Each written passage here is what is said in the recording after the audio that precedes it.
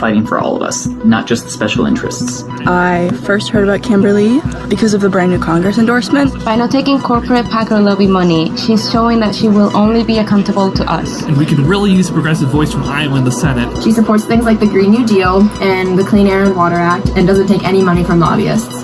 Please join me in voting for my future by voting for Kimberly by mail. Thank you.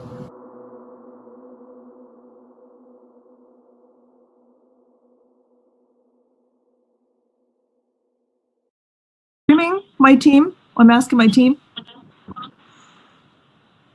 Yep, that's about to start. It's just loading right now. So, all right. Yes, we're streaming. Okay. Hello, everybody. Welcome to our one in a series of our virtual forums that we're holding here. I'm Kimberly Graham. I'm a candidate for United States Senate here in the state of Iowa. And we are holding this series of virtual forums because we can no longer, of course, go around and shake people's hands and have in-person conversations. So this is the next best thing. And tonight, I'm very, very excited to have this Black Lives Matter forum that we are putting on, and I'm extremely honored to have a couple of very, very important guests. My co-host, who is Lynn County Supervisor Stacey Walker. Thank you for being here, Stacey. And we have Mr. Bernard Clayton, who is the Iowa Democratic Party Black Caucus Vice Chair. And rather than me kind of introduce each of you and maybe get it wrong, if each of you could just say a couple of words about, you know, who you are and what you do, and then we'll dive into discussion. Stacey. So let me start by thanking you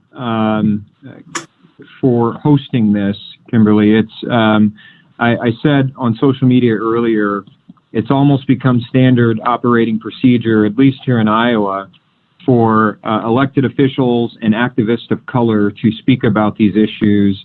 And it's really refreshing to have a candidate for high office who is not a person of color take it upon themselves to initiate these very important conversations. So thank you. My name is Stacey Walker. I have the honor and privilege of serving on the Lynn County Board of Supervisors. And I've been deeply active in social justice movements and liberation causes for my entire life.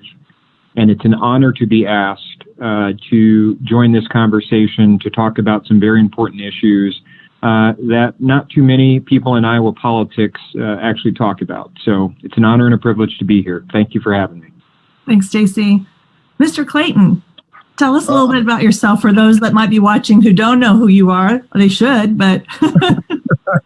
And thank you. And I appreciate you inviting me to discuss this very important topic. I'm a native of St. Louis, Missouri, and I am the vice chair of the Iowa Democratic Black Caucus. I served in that role from 2012 to 2015, and I'm back in that role on an interim basis. Now, I would like to say, before we go any further, is that the Black Caucus does not endorse candidates during a primary, but we do participate and we are active in the political conversation to keep it going. And I'm a former president of the Cedar Rapids branch of the NAACP, and I've been engaged in the process for a long time. And I guess I'm not going to say. Well, I would like to suggest some books that people might read, because I know we got a limited amount of time, and I'm gonna try to, when I talk, I'm trying to be concise. I would suggest people, if you want to take a note of this, there's a documentary called 13. That would be a good the documentary to watch. The New Jim Crow by Michelle Alexander. That'd be another good book to read that will help you understand how we got where we're at. And Post-Traumatic Slave Syndrome by Dr. Joy DeGroot. And the next book, I forget the author, but it's a very good book. It's Racism Without Racist. And that book discusses how we continue to do racist things, but they do not have the appearance of being a racist. That's kind of the gist of the book. So just give you that information. So if you want to dig a lot deeper into the conversation that we're going to have tonight, those are some places that you can go. I appreciate your time. And again, I appreciate you inviting me, ma'am. Oh, well, thank you. I really appreciate you being here. And just so everybody knows, Khadijah, who's from my team, has put 13th, the new Jim Crow, Racism Without Racists, and Post-Traumatic Slave Syndrome. Was that the other one, Mr. Clayton? Yes. Yeah, Post-Traumatic Slave Syndrome is the other book, Khadijah.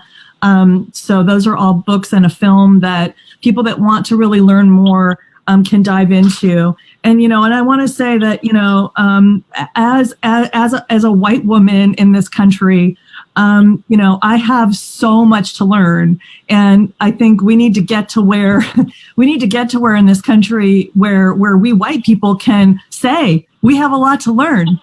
And unfortunately, some people don't even think that's true. And to say, and it is the opinion of too many people still in this country that slavery happened hundreds of years ago. That was in the past. They don't know the history. They don't know what happened after that. They don't know. A lot of white Americans don't know about Jim Crow. They don't know about the black codes. They don't know about the sundown towns. They don't know about any of that. And so I've been making more of an effort to educate myself, so that I can try to, when you know better, you do better, and when you know more, hopefully you do better. And so that I can be not just an ally, we hear people talk about being an ally, but be an accomplice. I can be more than that. I can actually see enough and know enough that I can be more helpful, and really listen. So I'm here to listen. I think the job of a United States Senator is to, above everything, listen, and listen some more, and find out what your constituency, what your people need to live lives of health and dignity. And then you go to DC and you advocate for those policies and those laws that will help those people live lives of health and dignity, and you amplify the voices of the people that need their voices amplified. If you're lucky enough to be in a position of power where you have the microphone, hopefully you pass that microphone over when it's handed to you. So with that, I'd like to just kind of, basically kind of turn it over to Stacey and to Mr. Clayton to kind of drive the conversation. Stacey and I talked a little bit last night about a couple of potential topics, but I really want this to be a conversation, and people can type their questions in. If they have comments or questions, they can type them into the QA section here on our platform, so that we can have a discussion here, for the next little more than an hour. And recognizing that an hour is, that's not even scratching the surface at all about this topic, but we do want to put a spotlight on it, and then encourage people to watch the 13th and read those books and learn more. So, one of the things Stacey and I talked about was the COVID-19 pandemic, and how we are already seeing the truth of that kind of old adage, when America gets a cold, Black Americans get pneumonia. I'm probably paraphrasing badly, but, and just the reality that any crisis hits minority communities so much harder, than others. So you want to go ahead and talk about that. And Stacey, by the way, if there's anybody listening who is not aware, Stacey is the Lynn County supervisor, and Lynn County is one of the spots in Iowa where COVID-19 is spreading the most quickly. Mm-hmm. That's correct. Thank you for that. Yes, Lynn County is indeed a hot spot here. Our region has been assigned the score of 10 by Governor Reynolds, which I guess that means it's pretty bad. But we are doing everything we can to mitigate this very serious virus, and working with all of our partners in government and throughout the community to do what we can to keep our people safe. In lieu of stronger leadership from the state and federal level. So hopefully, Kimberly, you will be successful in this election and be a voice for the people who need you.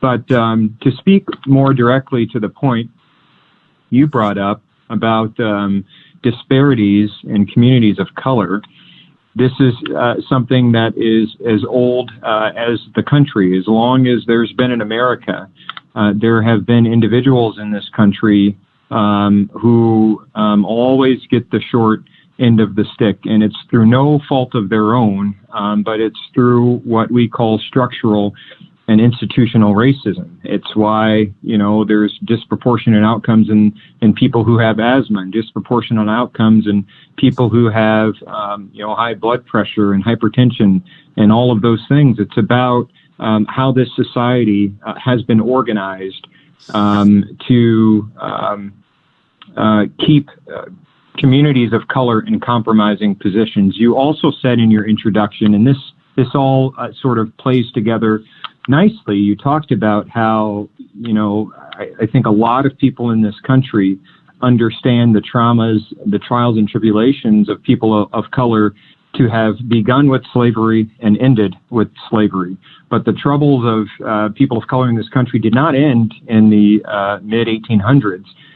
There was a period of Reconstruction, of Jim Crow, of the civil rights movement, that has only continued. And again, my thanks to Bernard Clayton, who outlined a few different resources. 13th is great. The new Jim Crow is excellent. They give you a much more detailed history of why these things are happening. But the topic today is Black Lives Matter. And I think a lot of people have heard the slogan Black Lives Matter. And I think it means a lot of different things to a lot of folks. And we need to straight away dispel the idea that Black Lives Matter somehow discounts the value of other lives. And instead, it is shining a light on the injustices and the harms done to African Americans and people of color by institutions, by systems, and quite honestly, by people, many of whom don't even realize they're visiting a harm on the lives of people of color in this country. But, I think people think of Black Lives Matter as having started officially 2011, 2012, where we had, Trayvon Martin being killed in Florida. You had Michael Brown in Ferguson. You had Eric Garner in New York, and a whole host of individuals whose cases did not rise to the notoriety of those folks.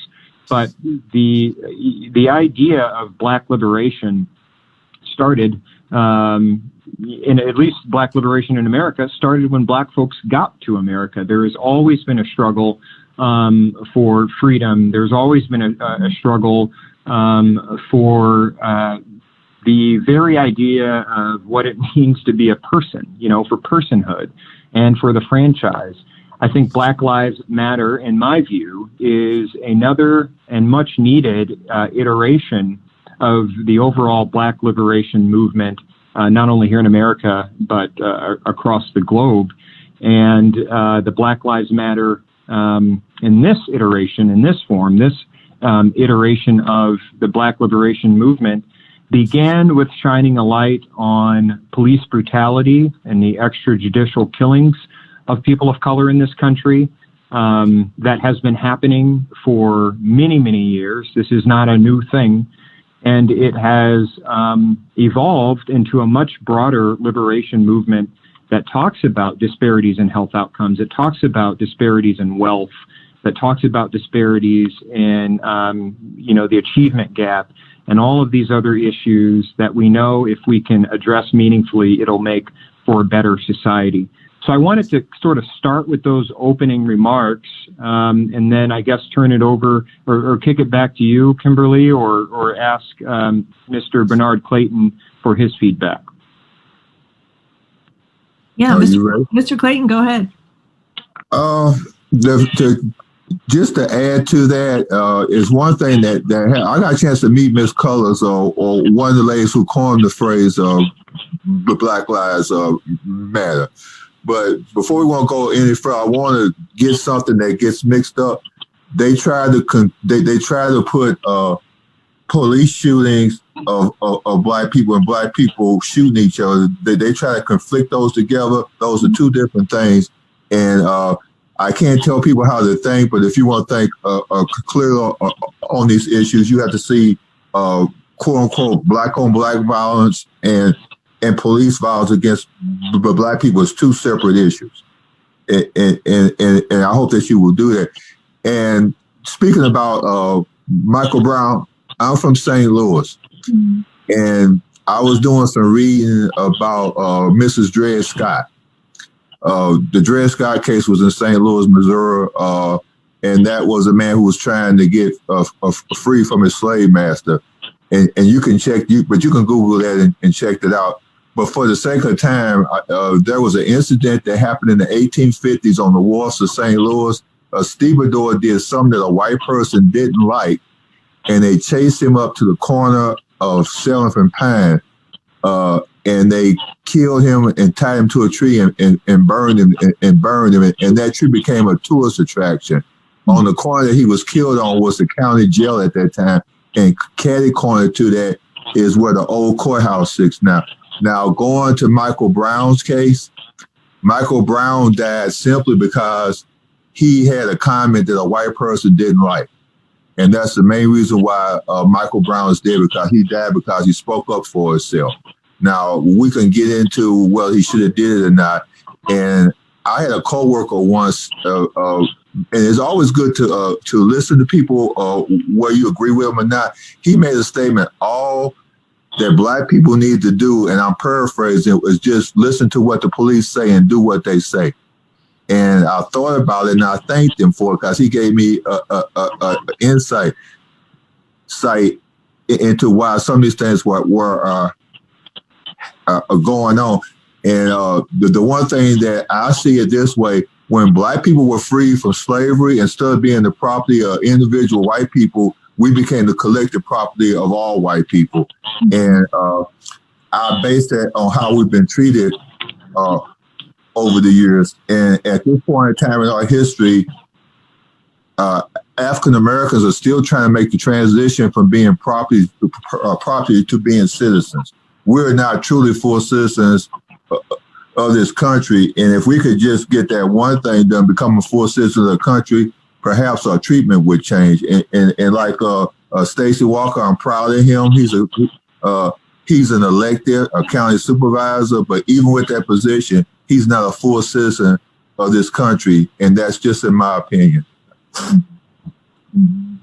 Well, and Kimberly, feel free to jump in at any time here, because I really like this exchange, and I appreciate Bernard's comments. And what I take from that, when we talk about full citizenship or being fully realized as a person, is kind of how I put it.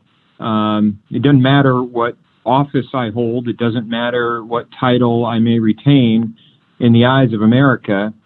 First and foremost, I am a black person. And that's, quite honestly, how I identify. First and foremost, I identify as a black person. And I know that identity is a complicated thing, but the reason I do that, and I don't want to speak on behalf of all black people, but I think the reason a lot of black folks I know are thinking is oriented in this way is because I know that if I am in a neighborhood, a well-to-do neighborhood, and I'm visiting a friend, I know that people are looking at me a certain way. I know that even when I'm in a suit and tie, and I am around folks who don't know me, I know that assumptions are being made about me because of my skin color. My skin color is one of the things about my identity that is fixed, that I do not control, and that brings along with it a lot of, what would be the opposite of privilege? That brings along a lot of issues that we have to deal with. And by the way, these issues are not the exclusive domain of African Americans or Black people. There are a lot of folks in this country, whether they have Black or brown skin or originate from a part of the world that is foreign to the Western world, folks who speak a different language, folks who are undocumented. There are a lot of individuals that suffer simply because of points about their identity, points about their origin, points about their skin color. And a friend of mine put it to me this way: the history of the world has always been about darker skinned people advocating life virtually anywhere in the world. So there is politics of skin color, there's politics of human origin, and there's certainly politics of identity. And all of these things seem to come together and to define the Black experience in America, and has defined the Black experience in America in a harmful way, which is why we need movements like Black Lives Matter, and by extension, which is why we need allies and accomplices, folks like you, Kimberly Graham, who are running for office and are putting all of these issues front and center that, to be quite honest, a lot of politicians in Iowa don't have the courage to do. And that's been really disheartening to me, coming of age in this state, putting a lot of belief in politicians only to be disappointed that politicians won't even utter the phrase Black Lives Matter, let alone do a deep dive into the issues impacting our communities, so that they can be effective advocates at whatever level. And we certainly could use a lot more of this kind of advocacy in our federal politics here in Iowa. Yeah, I was given the book. I just hadn't heard of it before, unfortunately, but I was given the book Just Mercy for Christmas by my father-in-law, written by Brian Stevenson, who is the head of the Equal Justice Initiative. And especially as an attorney, because he's an attorney as well, and he does a lot of work with children, especially minority children. And he tells the story in that book about how the sheriff and the judge came in laughing, and he was in the courtroom early in a suit. Like when you said you're in a suit, Stacey, that reminded me of this scene in the book. True story for those of you who are watching this who don't know. Just Mercy is a true story. Kimberly, did you mention? He was asked to leave the courtroom. That was. Yeah, Mr. Stevenson was asked to leave the courtroom by the judge and the sheriff because he was standing in there before the proceedings started, and he was in a suit, Black man, and they said, "Oh, go wait in the hall for your lawyer." He was the lawyer. Yeah. Yeah. Right. Did you mention that was in Iowa where that happened? No, he didn't say that. That was, oh my God. Yeah, that happened in Iowa. He was representing someone here in Iowa and it was the prosecutor, I believe, and the judge that were in the courtroom, and they were kind of laughing it up and asked him to step outside the courtroom and wait for his attorney. And he goes on after that passage. I'm really glad you brought it up. He said, I could have been really angry at that moment and really let the judge have it and let the prosecutor have it. But I knew if I reacted the way most human beings would react to that sort of blatant disregard and disrespect, that it would harm his client and it might harm him professionally. So he kind of talked about this, switching this gear in his head, which so many people of color have to do in this country. And I have done for a very long time in my life. And I feel like in many ways I'm coming out of my shell, and I've been liberated to speak my mind in a way that I wouldn't have done a year and a half ago. But that is the experience. I mean, it's so many microaggressions that minority groups in this country face. And there are a lot of minority groups. There are gender minority groups. There are minority groups who are defined by their sexuality and sexual identity that put up with these microaggressions that hurt every time, but the sum total of these microaggressions can be devastating. And, minority groups have to decide in their mind how they're going to react. And they're balancing a lot of consequences that I don't think a lot of other folks have to balance. And I'll give you one last quick example before I turn it over back for feedback. There was a politician who I saw today who was irate, and he had every right to be irate about what's going on in this state at large meatpacking plants, yelling into the microphone, really letting some folks have it, and they deserved it. And I turned to one of my colleagues, I was watching this press conference, and I said, he's absolutely right, but I could never do that.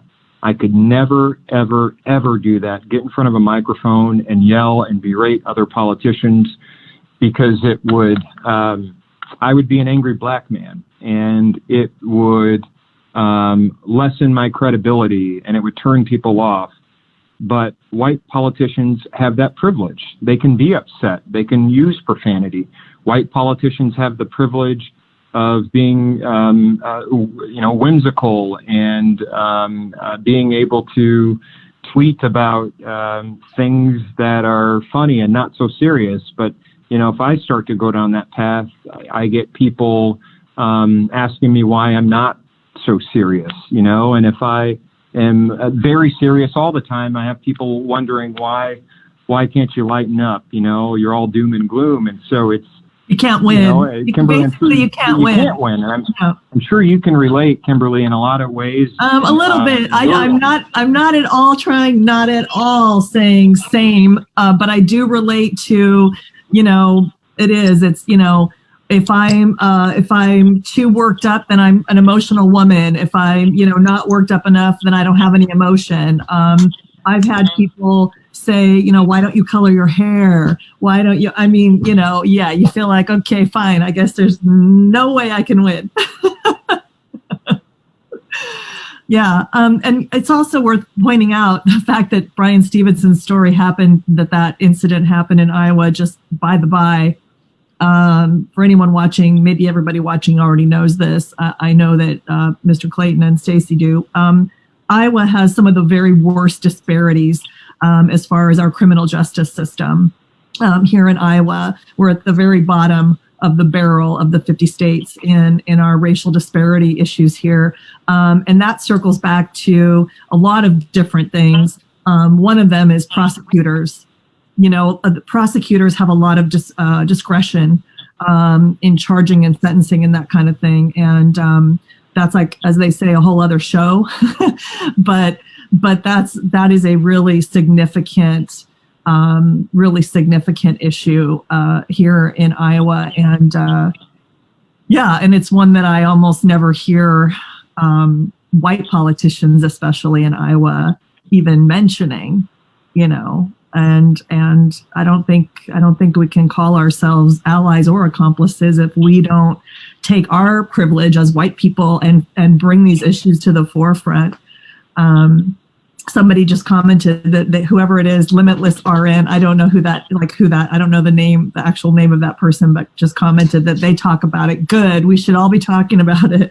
Oh, that's Shelley. Awesome, Shelley. Thanks. We have some. I knew that was Shelley. That's Shelley from audio. I know the young lady. Hey, Shelley. I knew it. I'm going to. We've got a few questions here, just a few. So let's go through these questions. We have Jasmine, either Devorah or Deborah. I don't know. She's a former field organizer for Bernie in 2020. Says, we're speaking about racial disparities during the COVID-19 pandemic. And she asks me or Stacey if there's any educational organizing the public can take alongside with us.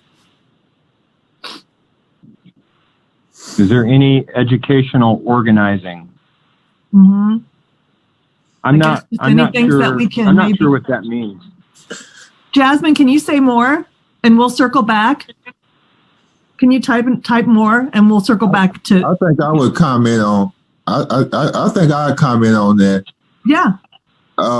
What's going on now just bears out what goes on every day in this country. The crisis just brings it to the surface, but all this stuff goes on all the time. And what we really have to, and I don't know if we need to study it or not. I mean, we need facts, but I think we need to be trying to move toward a more just society where we don't have these problems in the first place. I mean, we have to talk about our educational system. We have to talk about healthcare, and also and really the thing we have to talk about is white supremacy. All these institutions are built on white supremacy. They are intertwined, they're intertwining them so close that no one would notice. And when I talk about these things, I don't try to talk about these things in terms of trying to make anybody white feel guilty. That's not a good community relation tools, but we kind of have to talk, we all got to talk about these things. And really the system is not broken. The system works exactly how it's supposed to work. It's working. That's right. We have to work towards changing the system and taking it off the agenda that it's on.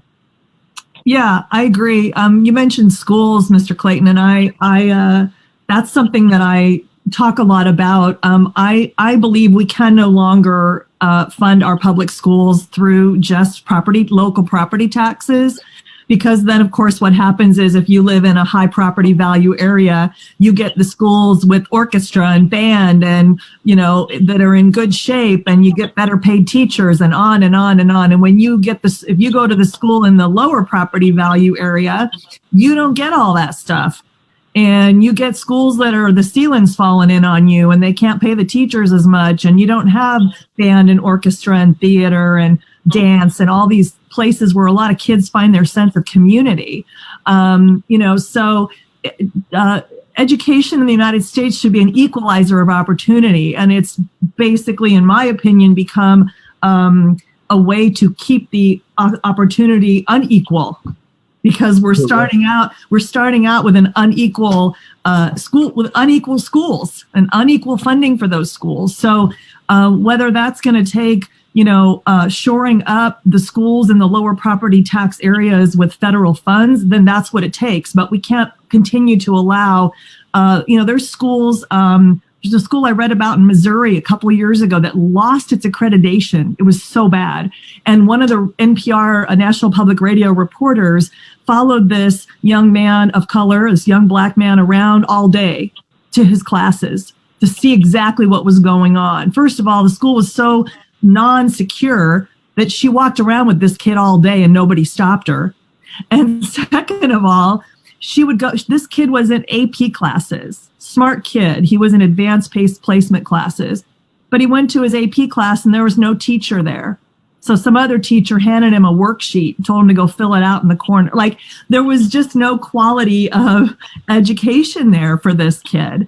And that is not an unusual story. And we have some of the best schools in the world in this country and some of the schools that fail kids the most in this country. And we have to make a much more concerted effort at not having that be the case. I want to throw something in on the schools. I'll be real brief. What really needs to happen for schools, public education needs to become a right. A well-funded quality education needs to become a right, and eventually, for us in state constitutions, it should actually be enshrined in the state constitution. Because the reason why we do education, the reason why we're able to do education the way we do in this country, because it's not a right. And it needs to be a right. And by the way, the school that Michael Brown graduated from, that his mom was so proud of him graduating, and I'm not saying she shouldn't have, was an unaccredited high school. Right. Well, yeah. I mean, we certainly have compulsory education here up to a certain age. But I do think I agree, Kimberly, that education is supposed to be the great equalizer.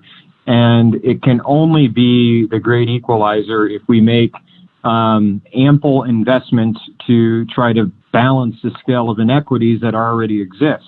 And I totally agree. We need to rethink how we fund our public schools in this country, because you get the exact kind of outcome that you so wonderfully articulated earlier about wealthy neighborhoods have better schools than poor neighborhoods.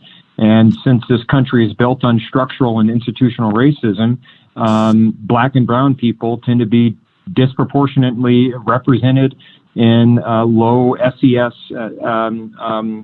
statuses, or for lack of a better term, they're poor. They're overrepresented in the working poor. So they go to schools that aren't adequately funded and taught by teachers who aren't adequately paid and don't develop the sort of hope and aspirations in a lot of cases that other folks develop when they're constantly told, you are great, you are good, you can do well, college is a must, you're going to go here, it will be funded. There's a really interesting study out there, and I'm moving on to higher education because I obviously believe and support universal education. There's a really interesting report out there that shows when you pay for students to take their ACT and SAT, and even mandate it, it puts them on the radars of colleges and universities around the country, and these colleges and universities then start reaching out to these students. So you have students who might have never thought that any sort of schooling after high school was possible, being actively sought by schools who are telling them they're smart, who are telling them we can put together financial packages, or telling them you have an aptitude in this area, let us help you. And they see the amount of people who graduate and apply increase. And when you have barriers like the cost of an ACT or SAT exam, or barriers where people can't access courses or classes to prepare them to take these tests, or barriers that prevent counselors to be in schools to work with students to help them develop a vision for the future, you are sowing the seeds for an inequality that can and has persisted throughout the generations. So education is a big piece of this puzzle. Yeah, absolutely, 100%.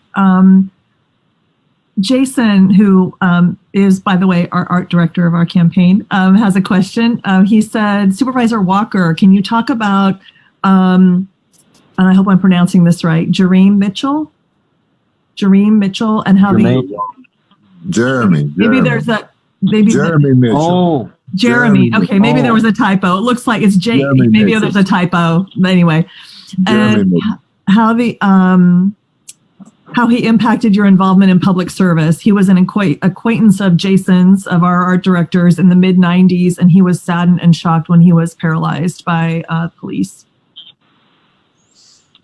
You want me to get real with you on this Zoom? Of course, always. So anyone that knows me knows I don't BS people and I don't sugarcoat things. And I'm going to keep talking. I'm going to put my blinds down so I'm not in the sunshine here. Hold on. Keep going. Okay. All right. And I know that Bernard is well acquainted with this situation, so I'd like him to jump in after I share my thoughts on the situation. I don't think I ever told Jeremy Mitchell this or his family, but he fundamentally altered who I am as a politician.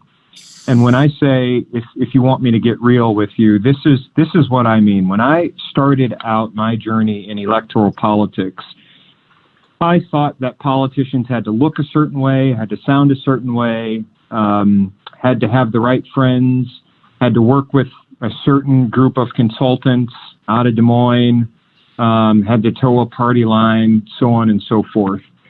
And Jeremy Mitchell was an individual here who was the victim of a police interaction where he was shot and paralyzed while trying to flee an officer here in Cedar Rapids. And this happened shortly after I was reelected. In fact, I don't even believe I had taken office yet when this happened. And per usual, the only folks who were up in arms about this at the beginning was the African American community. and people were demanding answers. And at that time, I was the only person of color in elected office in Lynn County outside of Nancy Humbles, who continues to serve on the Cedar Rapids Community School Board. Bernard, you might want to check that fact, but I think we were the only two elected officials of color at that time. And so a lot of folks are asking me, hey, you ran on, a platform of being a voice for the people who have never really had a voice in politics. What are you going to do about it? And I was privy to a lot of information that the public wasn't privy to. And in my estimation, I will go to my grave believing this, that there was foul play on behalf of other elected officials and public officials, law enforcement agencies, in conspiring against this individual to paint him a certain way, to not provide him due process, and the entire process surrounding that case was fundamentally tainted, and it makes me sick to my stomach to think about it to this day. I believe there's still litigation going on. I believe that his family is suing the city of Cedar Rapids. But here is how it changed my life. I decided at that point, I was done. I was done playing the game of doing everything you have to do that is accepted by white society, by the political elite, because, what would have been in vogue would have been for me to shut my mouth. We don't venture out on issues that are controversial.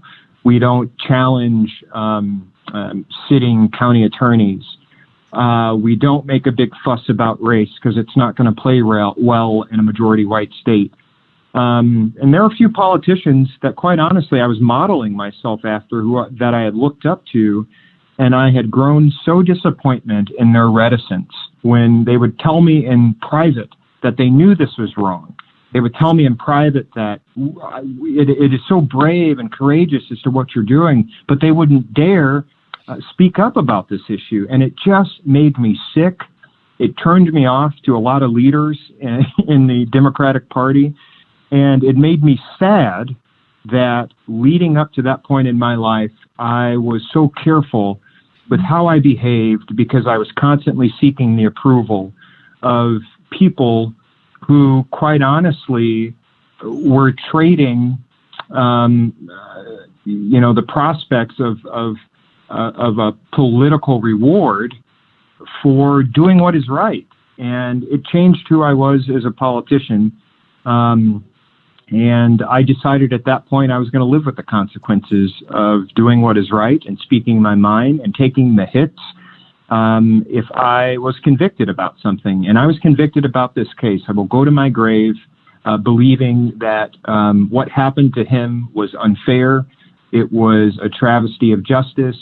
And his example was just another example of how structural racism, institutional racism, and to Bernard's earlier point, white supremacy, structural racism and institutional racism in this country are functions of white supremacy, but how those elements conspire together to visit catastrophic harm in some cases on people of color in this country.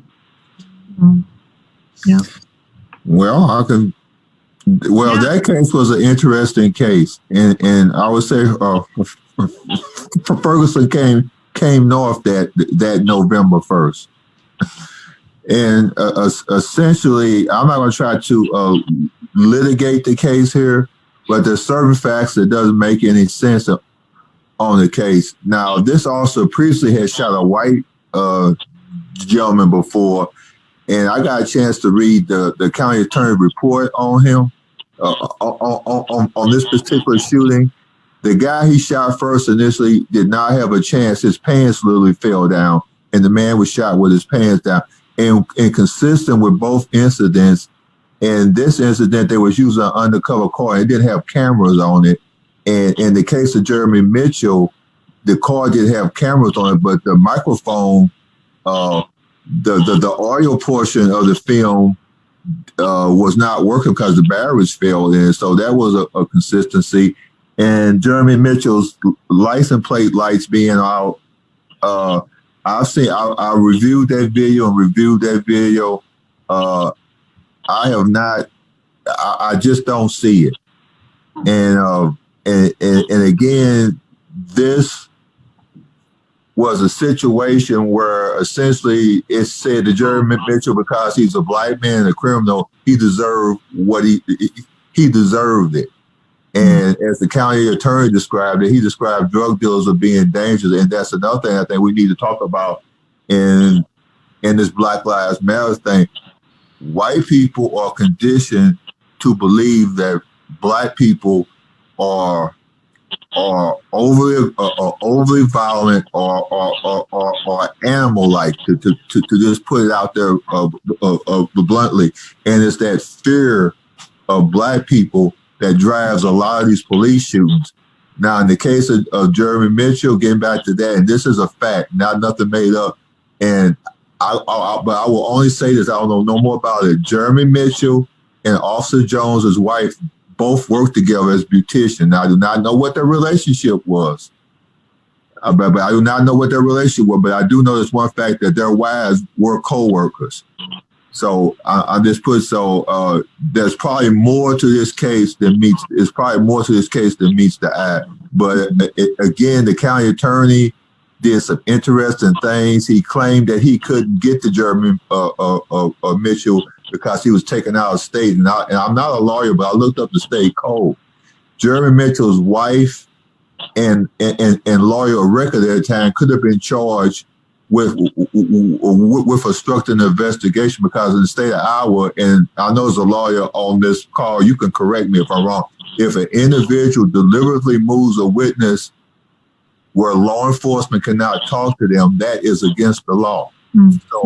So essentially, Jeremy Mitchell's, and I'm not saying they did break the law, but the allegation that the county attorney made is that Jeremy Mitchell's wife and attorney of record at that time both broke the law by taking Jeremy Mitchell out of state to be out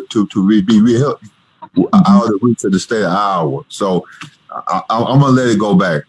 Okay. Yeah. Yeah. There's a lot. Yeah.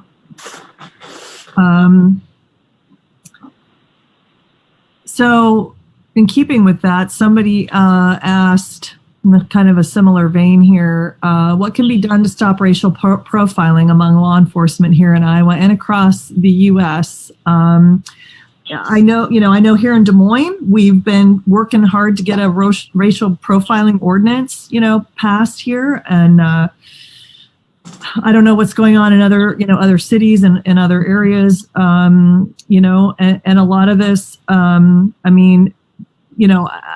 I've certainly heard of police departments doing better, trying to do better with educating officers about racial profiling and understanding minority communities better than maybe a lot of them do. And I know because I've sat on meetings with the Des Moines Human and Civil Rights Council, where some officers have been there. And lots of members of the Black community have been there as well to discuss these issues. And I've heard the police department say that they're actively always trying to hire more officers of color. At the same time, I know from my 20 years in the judicial system, though, that just hiring people of color, just that metric alone is not the answer. That's definitely not the answer. It certainly can help. But what would you say to that, Stacey, about stopping racial profiling? That's a great question. It's a big question, and I will preface my response with the fact that every community is different, and what makes communities unique should be taken into consideration with whatever approach you will try to implement. But generally speaking, what is helpful to prevent and lessen things like racial profiling? You can do in-person implicit bias training and do it regularly with your law enforcement agencies. What that does, generally speaking, is it helps people understand the science of how our brains work. And so we have an idea of how we are making decisions based off of, subjective, objective information that we receive, and understanding how we make decisions and sort of developing routines to help us make better decisions and more equitable decisions is something that we need routine training in. And it's not just law enforcement officers, but it's other folks who are part of the criminal legal system could use that. Another thing that is helpful is trying to keep officers who are starting off, that usually, due to seniority, and that they don't have a lot of it at the beginning of their careers. If I think there's a city in Illinois that does this, that allows officers at the beginning of their career to live in the neighborhoods that they police, so that their neighbors probably don't look like them, and they shop at the same grocery store as folks who don't look like them. And it's designed to help them acclimate and understand the humanity of folks that they may not have a whole lot of experience in dealing with. And that's certainly the case with a lot of law enforcement agencies here in Iowa. A lot of folks who come out of the academy are folks who grew up in towns where there weren't a whole lot of black folks. So if you are living in neighborhoods where there are a whole lot of black and brown people, you start, the idea is that you would see them a little differently. And then another thing I think we need to get to in this country is the philosophy of law enforcement. And this starts at the academy and it persists throughout agencies. Mm-hmm. But right now there's this warrior mindset that is ingrained in people, in our law enforcement officers. And if law enforcement officers were taught to think of themselves as not as warriors, but as sort of, the protectors of, or the peacekeepers of, or the servants of. And I know we throw those words around a lot, but there is something to be said about the philosophy of why the job exists. And I know that it exists for many different reasons, but there is this emphasis put on, we have to stop crime and we have to neutralize aggressors and this, that, and the other. But if it moved from a warrior mindset to a caretaker mindset, and we moved from there, I think that would generally be beneficial. And that takes a whole lot of work. Again, these are institutions that have, for generations, have been filled with mostly white guys with little experience with black folks. And so changing these institutions takes a whole lot of work. And it's not something that happens overnight. It's why these liberation movements exist, to keep pressure on folks who have the power and the ability to make these decisions. And it's something that politicians, black and white, need to talk about often. Mm-hmm. Yeah, I mean, the whole criminal justice system and the prison system, which again is like a whole other show. But the prison system in this country, that's something that as an attorney, I because I have represented people that end up in prison, and I care about people wherever they are, including everybody who's living in prison. I've also looked at the way other countries do prison compared to the way the United States does prison. Mm-hmm. And in a lot of other nations, prison, don't get it twisted, it's not some luxury lifestyle, but the prisons look more like basic apartments. as far as like their living quarters go. They're not, you know, if it's a low risk, you know, if these are super violent offenders, maybe that's a different story. But if I'm talking about for kind of regular non-violent offenders, they're in prison, but they are treated like with human dignity. beings, with dignity, Yeah. and with the dignity that every human being should be treated with, not in the appalling and abhorrent conditions, some of which Brian Stevenson talks about in his book, Just Mercy, if anybody hasn't read it, where we literally, like we mentioned, are imprisoning, putting people that go to prison in treating them absolutely not even like animals. We treat our pets, most of us treat our pets better than a lot of people in the United States of America are treated in prisons. And that should not be. And what do we expect about a recidivism rate when our prisons are places that dehumanize people instead of, teaching them skills and what was that, Mr. Clayton? Reforming them. Right, reforming them, giving them skills, helping them gain education, and all of those. I mean, all of those other things. Yeah. And I want to get in here.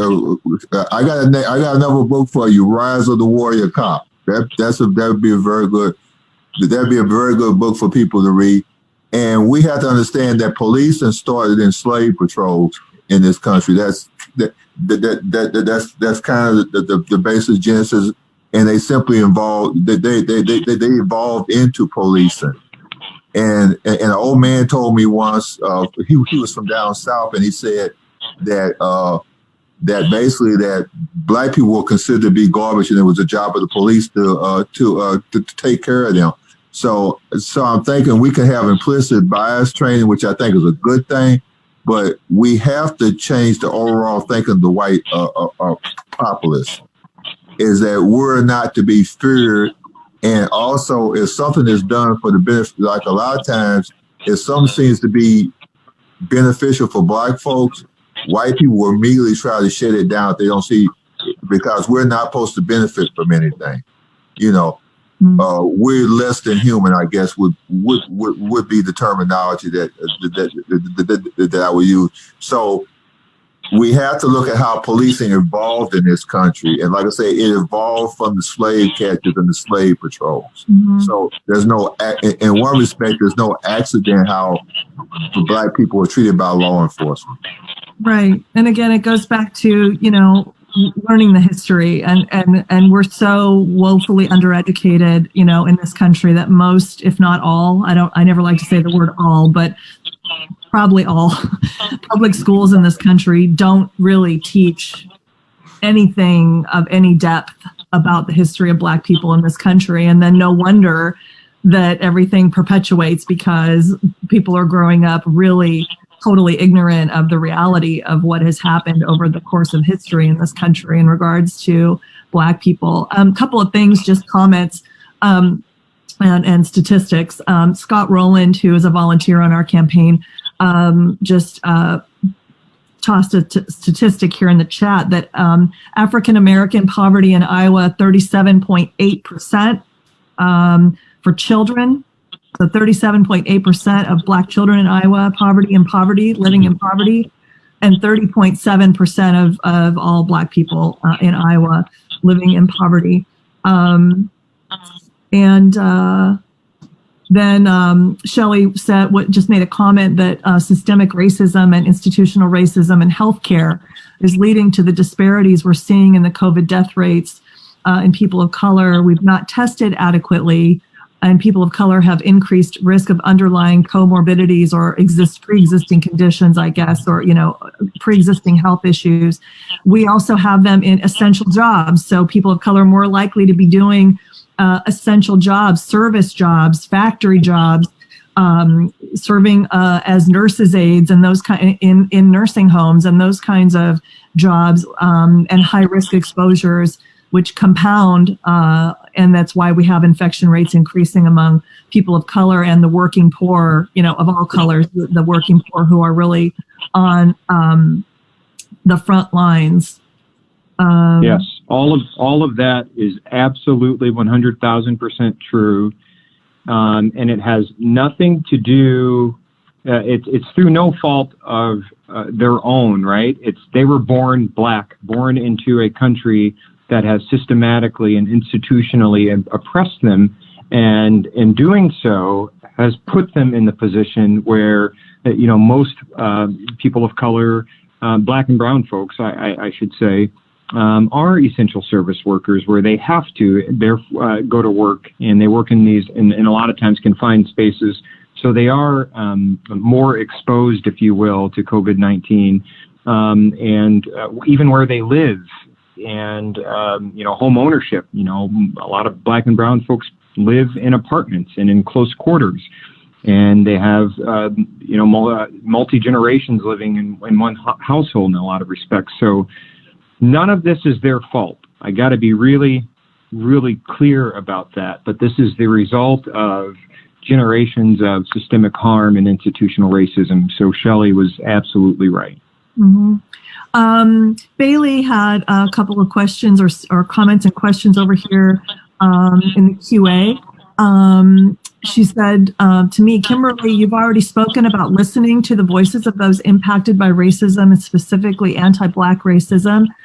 Oftentimes, it's frustrating to see the ways our white elected officials respond when questioned about the policies, statements, and actions they have made that have supported systemic racism. How have you responded, or how would you hope to respond in instances in which racism has manifested itself through you? The first step in all of this is that,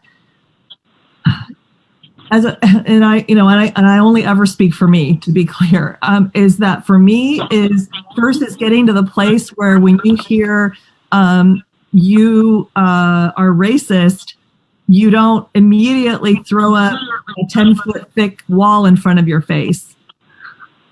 And that's hard to do, because if you're like a good, I'm using air quotes, but we all know what I mean, I hope. Like if you're a good person and you consider yourself a good person and a good-hearted person that wants good for other people, to hear, well, what you just did was racist, or what you just said was racist, human beings get defensive. That's a thing human beings do.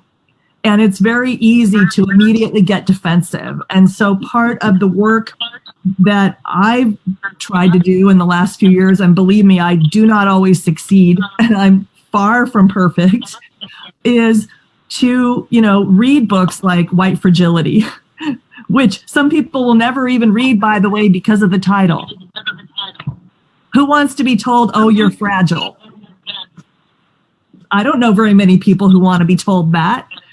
And so it's getting over that hurdle first to say, oh, wait, I grew up in a country where in my public school education, I didn't even learn the accurate history, not even a snippet of it, of Black people in this country. So how can I possibly be anything but racist in regards to something that I just have no knowledge of, I don't have sufficient education on? And then it's about going out and, as an adult, seeking that education so that you can be open to hearing what you did was racist, what you said was racist. And then the other thing is, lucky for me, I have people like Stacey Walker, who I am able to say, oh shit, I did this or said that, damn it. What, how can I do better? How do I do better? What should I have done? And you just have to be willing to listen. And I am not perfect at that. It's always a work in progress, and the old, when you know more better, you do better. And that's what I strive for. But at least if you start from that place, I think you have a chance. If you're one of those white people saying, I don't see color, well, then you're dead in the water. Because it's not about not seeing color. It's about seeing color and then listening and being open to hearing about history and about current day, what's happening to people of color and why, and how that is systemic and institutionalized. So I hope that, that's another 10-hour conversation, Bailey. And feel free to email me, Kimberly@kimberlyforiowa.com, and we can talk more about it or have a phone call. And And then Bailey also asks, what one or two things would you, Mr. Clayton and Stacey, like me, like Kimberly, as a white leader, to take away from this conversation? What is one thing you would like to see from leaders to support people of color?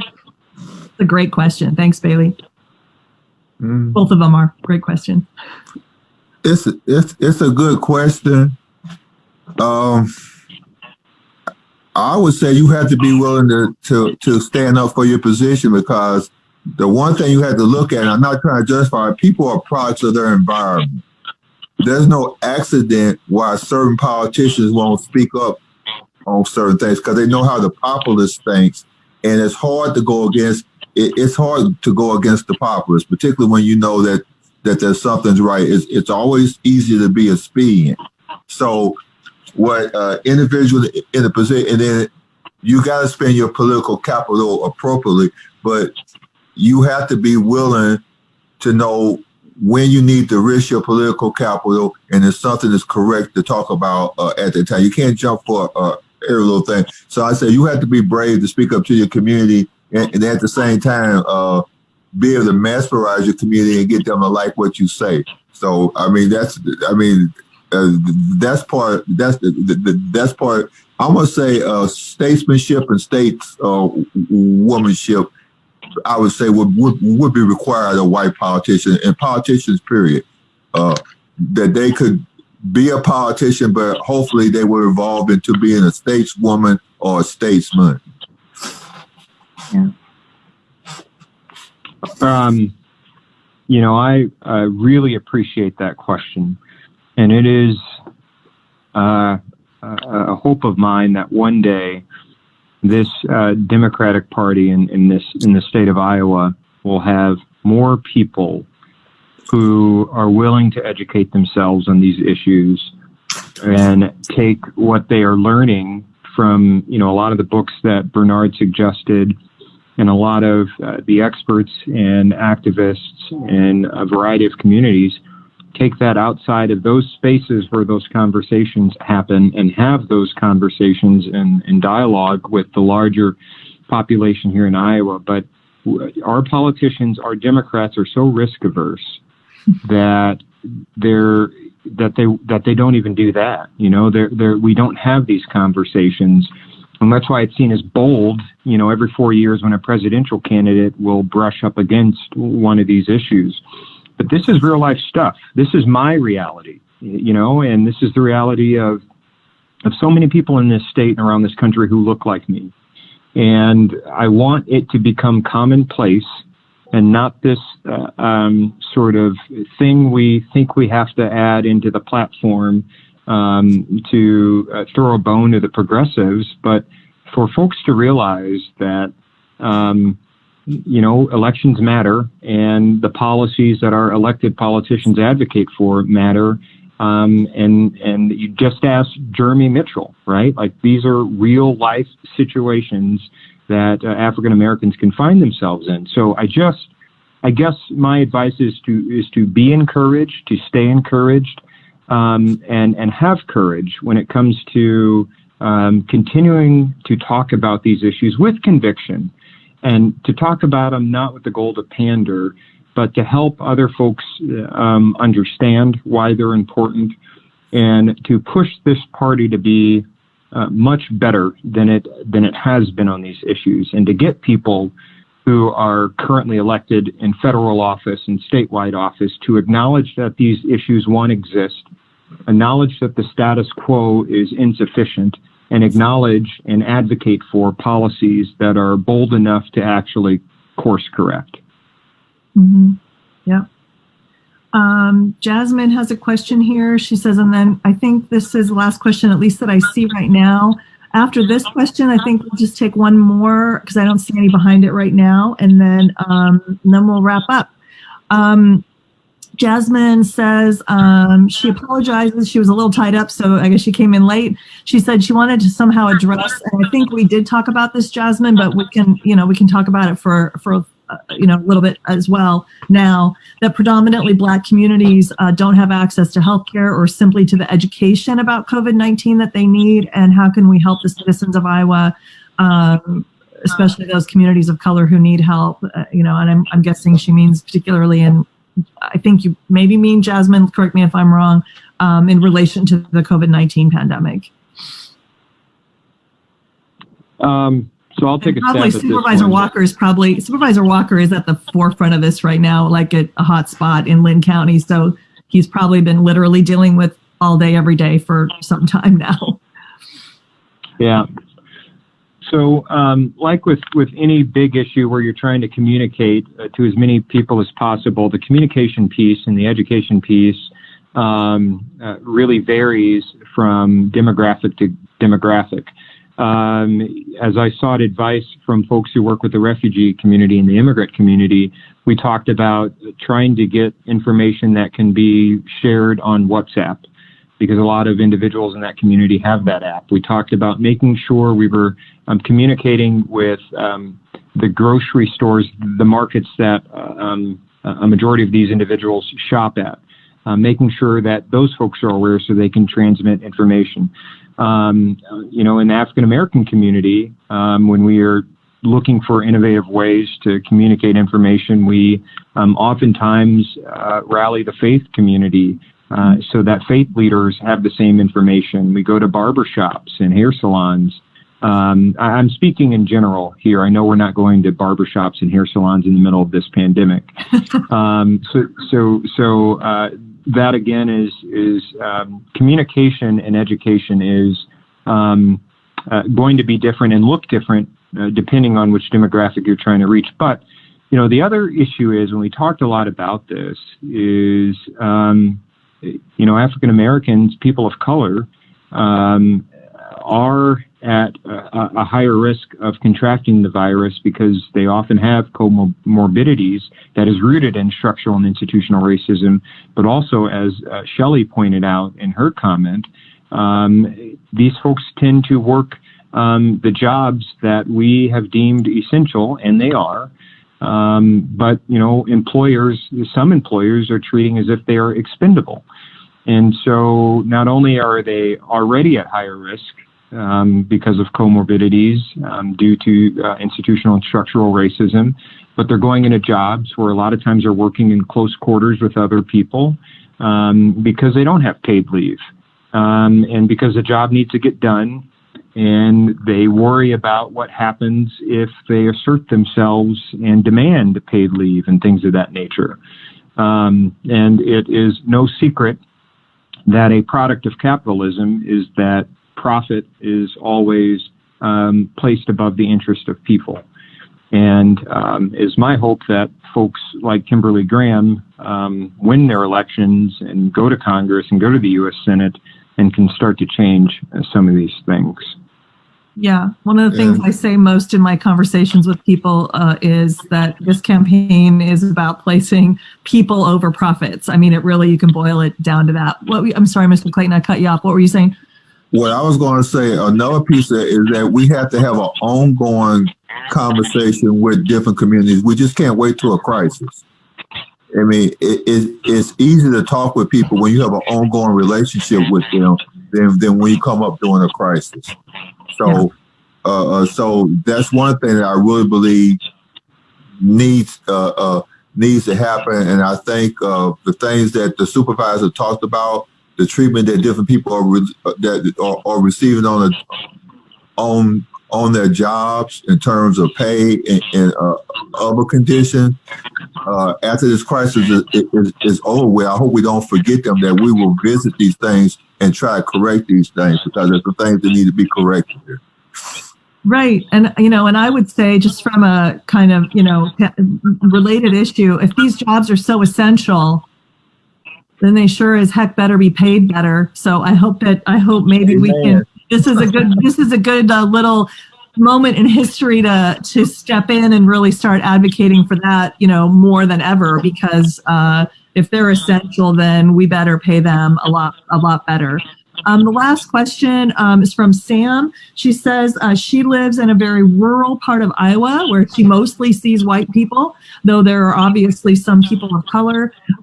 She asks, what are the type of issues my local campaign could help with for rural people of color?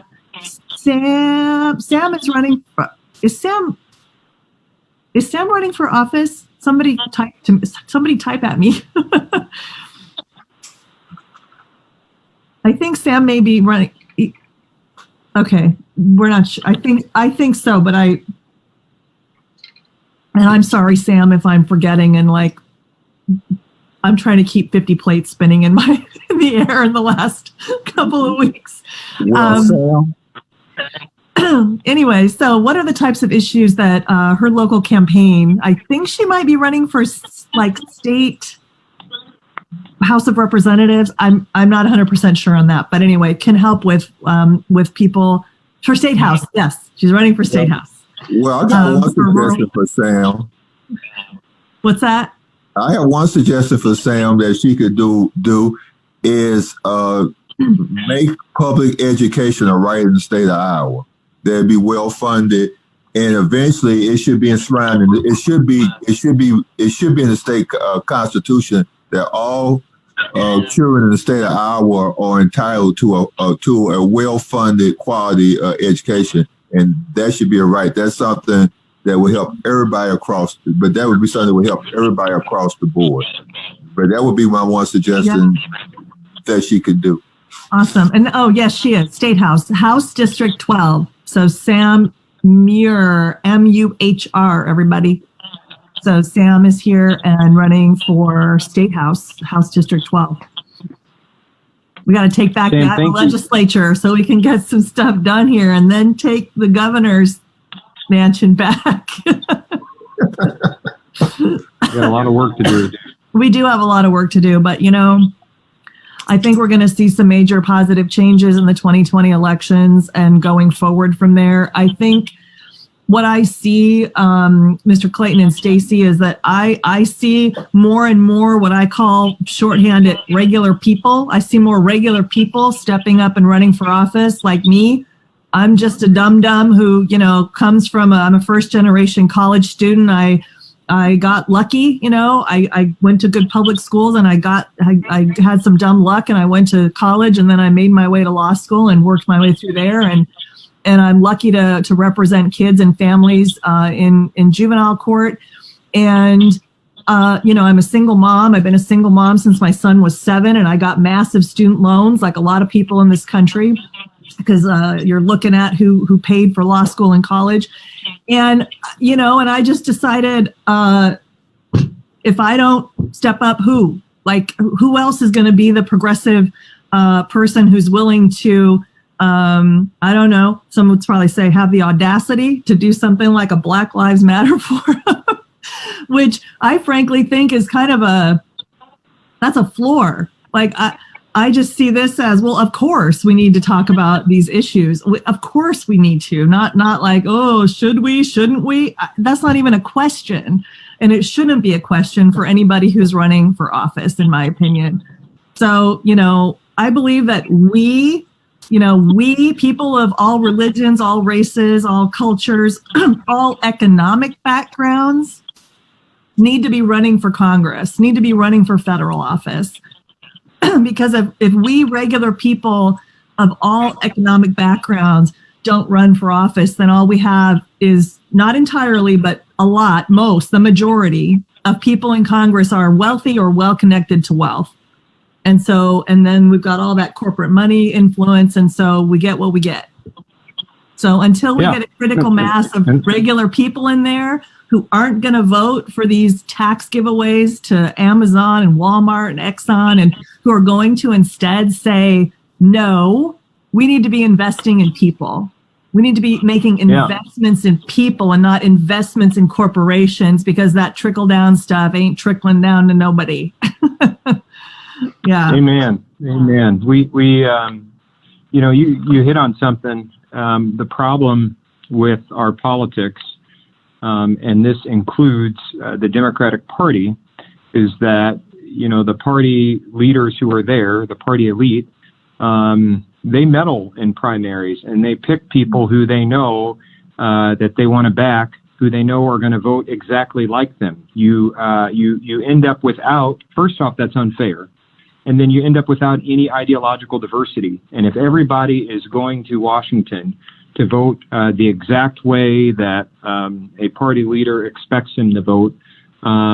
It's very, very hard for these progressive ideas to even break into the mainstream, and these progressive ideas often represent the voices of people who are forgotten, the powerless, the folks on the outside, the folks on the fringes.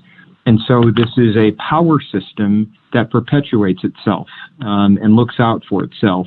And so that is why it is more important to have politicians like you, Kimberly, who speak your mind, who is rooted in grassroots organizing, that is firmly rooted with the people, to try to chip away at that a little bit. And I think you're following in the footsteps of some wonderful people who in the last few years have come to office, like Rashida Tlaib and Ilhan Omar and Alexandria Ocasio-Cortez and others, who had the audacity to challenge a system, to challenge a democratic establishment, and you are pushing them to really address the needs of working people and address the needs of minority communities and address the needs of people who don't have a voice. So I applaud you and I appreciate you, and I hope you stay encouraged. And you know that I will do everything I can to ensure a primary victory and a win in the general election. Thanks, Stacey. I appreciate it. Mr. Clayton, you want any closing remarks? Well, first of all, I'd like to say, well, thank you. Race, I always say this, and I kind of get people's ears burning when I say that. And I say this to Supervisor Walker. Remember one thing, Supervisor: racism is bipartisan. Just remember, but just remember that racism is bipartisan. And my closing remark, as far as Black Lives Matter, I think ultimately, in the short term, what should be done, either on the federal level or the state level, there should be a bureau of inspection created to investigate incidents that the police do that if civilians did them, they would be felonies. And it would take it directly, and that could be structured in a number of ways. I have one thing on the state level is to have the Attorney General office and some people from law enforcement and some civilians to round out the thing. But they would have enforcement power. They would be able to investigate and go beyond what a county attorney would do. And go beyond what a county attorney do. And I also think when police officers do things, and I don't want to deprive them of their constitutional rights, but they work for the public. Certain things that, like when a police officer shoots somebody, that should never go into a grand jury. That should be something that should be heard squarely in public. And I guess the laws would have to be changed to also guarantee the constitutional right of law enforcement. So I don't want everyone's constitutional rights taken away, but that was kind of how I see things. What needs to happen? Yeah, thanks, Mr. Clayton. Khadijah, who is our field director, and his moderating comments or looking at comments and feeding them to me from the Facebook live feed, just posted. She just wanted people to know that my field director, Khadijah, is a Muslim woman of color, and that our campaign manager is a trans woman, and that this is a people-powered movement looking out for vulnerable communities. And absolutely. So, that's... You've got a great staff, Kimberly, by the way. We do. And we also, my senior strategist in social media, a digital outreach guru who's responsible for our Twitter following going from 0 last June to 47,000 followers today, is Tim Nelson. And he is a person with disabilities. And he, of course, works from home. And he's phenomenal. So, yeah, we've got a really diverse in various ways campaign staff. It's lean, it's small campaign staff. People's minds are kind of blown when they find out how few people we have running a U.S. Senate campaign. But so far it worked. I don't know if you guys know or saw. I don't know if you saw, Stacey, or if I told you, but we won the Des Moines Register MediaCom poll about a month ago. Out of the 5 Democrats running for U.S. Senate, we had the most name recognition and the highest favorability ratings. And I owe that. Oh my God! I know. I was shocked pleasantly. And Congratulations. on the least budget, on the lowest budget of all the U.S. Senate campaigns. And I owe that to Tim Nelson, our digital outreach, and I owe that to 40,000 miles on my car between May of 2019 and March of 2020.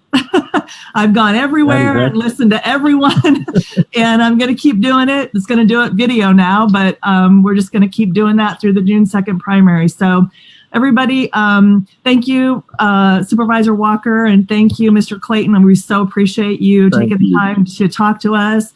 And we'll have those books and movies and all those good resources here in the chat that people can look at later. And tomorrow at, I think it's 3 p.m., we're going to be having another one of these forums that's going to be called Ask Kimberly Anything. And it is, anyone can join. And it's specifically aimed toward our Latinx viewers and Spanish speakers, because we're going to have a Spanish translator during that forum tomorrow afternoon. So that'll be exciting. So tune in for that. And thank you, everybody. And we'll see you again soon. Thank you, Mr. Clayton. Thank you. Thanks, Stacey. Bye, everybody. And God bless. Bye. Thank you. You too.